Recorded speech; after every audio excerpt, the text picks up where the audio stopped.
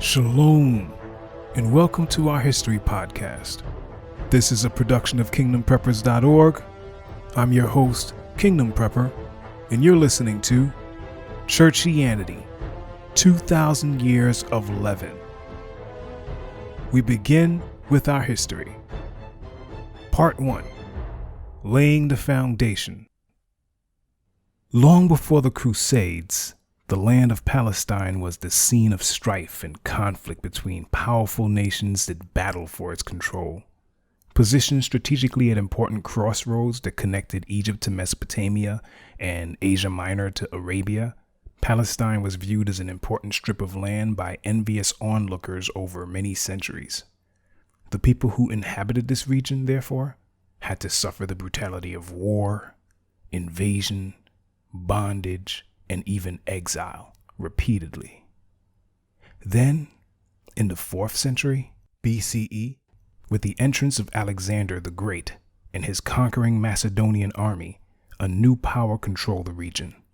But Alexander soon fell ill and died, leaving behind a vulnerable empire that quickly splintered.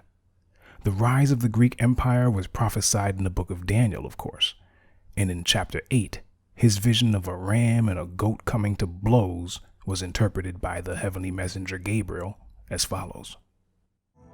The two-horned ram represents the kings of Media and Persia. The shaggy male goat represents the king of Greece, and the large horn between its eyes represents the first king of the Greek Empire. The 4 prominent horns that replace the one large horn show that the Greek Empire will break into 4 sections with 4 kings, none of them as great as the first. Daniel 8, verses 20 to 22.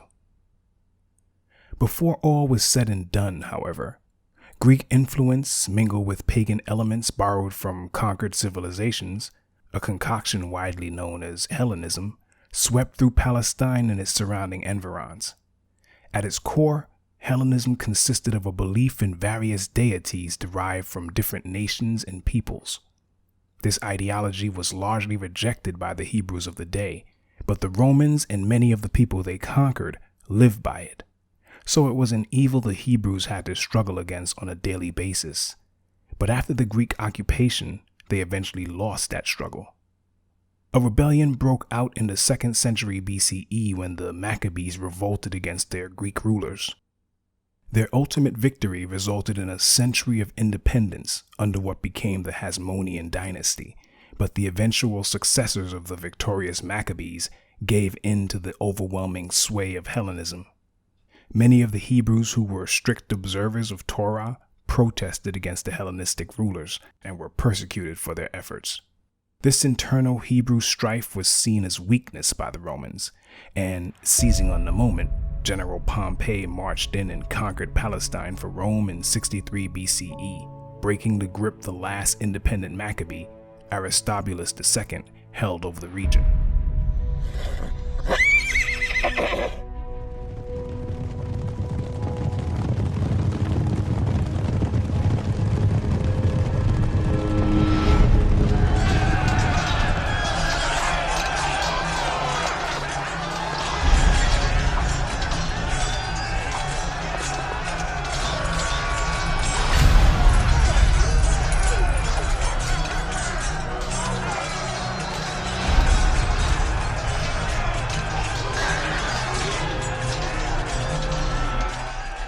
When Aristobulus II was deposed by Pompey, this set in motion prophetic events that would leave Rome as the ruling power in Palestine at the time of the first coming of the long-awaited Messiah.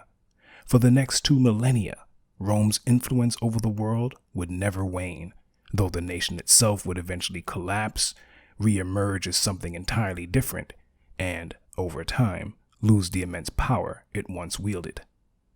So, with the stage firmly set for the Roman Empire, it is under its iron rule that a major set of prophecies regarding the Messiah find their fulfillment.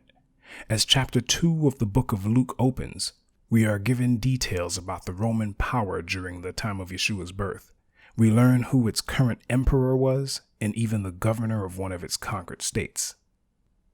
At that time, the Roman Emperor Augustus decreed that a census should be taken throughout the Roman Empire.